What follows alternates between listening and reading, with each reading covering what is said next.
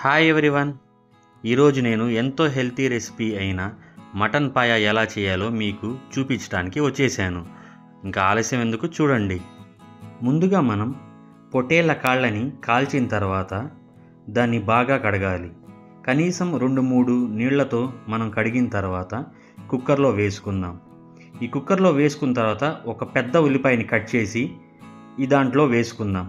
తర్వాత 1 table spoon పసుపు, అలాగే ఇంకో టేబుల్ స్పూన్ సాల్ట్ వేసుకుందాం. తర్వాత బాగా కలుపుదాం. ఇప్పుడు మనం 1/2 గ్లాస్ నుంచి 1 గ్లాస్ వాటర్ వేసి స్టవ్ మీద పెడదాం. కనీసం ఒక 7 విజిల్స్ వచ్చేదాకా మనం వెయిట్ చేయాలి. అప్పుడు మనం పొట్టేళ్ల కాళ్ళు బాగా బాయిల్ అయి ఉంటాయి. ఒకసారి మనం ఒక స్పూన్తో చెక్ చేసుకోవచ్చు. తర్వాత మనం 1.5 స్పూను పెద్దగానే మనం కొబ్బరి మసాలా పేస్ట్ వేసుకోవాలి. ఇదే టేస్ట్కి బాగా యాడ్ అవుతుంది. తర్వాత మనం అల్లం వెల్లుల్లి పేస్టు 1.5 స్పూన్ వేసుకోవచ్చు. తర్వాత కారం 1కి 2 స్పూన్లు వేసుకుందాం, ఎందుకంటే ఒక్కొక్కరు స్పైసీగా కోరుకుంటారు కాబట్టి. తర్వాత ధనియా పౌడర్ 1.5 స్పూన్ అయితే సరిపోతుంది. ఇవన్నీ కలిపి దానికి మనం ఆయిల్ యాడ్ చేసుకుందాం సరిపడా అంత. ఒక చిన్న కప్ అంత ఆయిల్ అయితే సరిపోతుంది. ఇప్పుడు మనం ఇందాక వేసుకున్న అన్నిటినీ ఈ మటన్ కాళ్ళకి తగిలేటట్టు స్పూన్తో బాగా కలియబెడదాం.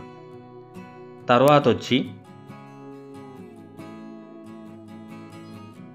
ఒక 1 గ్లాస్ వాటర్ వేసి ఇంకా కర్రీకి బాయిల్ చేయాల్సి వస్తుంది. ఇప్పుడు ఈ మిశ్రమాన్ని మనం కుక్కర్లో పెట్టి కనీసం 6 విజిల్స్ రావాలండి, మర్చిపోవద్దు. అలా వచ్చిన తర్వాత ఓపెన్ చేస్తే ఘుమఘుమలాడే మటన్ పాయ రెడీగా ఉంటుంది. గార్నిష్ కోసం మనం పైన కొత్తిమీర వేస్తున్నాము.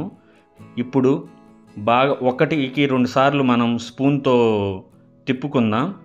అసలు చూస్తుంటేనే చూడండి ఎంత నోరూరుతుందో. బాగా బాయిల్ అయిపోయింది. ఇది చిన్నపిల్లలకి బాగా ఉపయోగపడుతుంది ఈ కర్రీ, అలాగే పెద్దవాళ్ళకి కూడా. ఎందుకంటే ఎముకల్లో బలం రావాలంటే ఖచ్చితంగా ఈ మటన్ పాయ తినాలి. తెలంగాణ సైడ్ అయితే అసలు పొద్దున 4ంటికి కూడా రెస్టారెంట్స్లో ఇస్తుంటారు. ఇంతే అండి, చాలా సింపుల్గా ఉంది కదా. మీరు ఒకసారి ఇంట్లో ట్రై చేసుకోండి. Bye friends.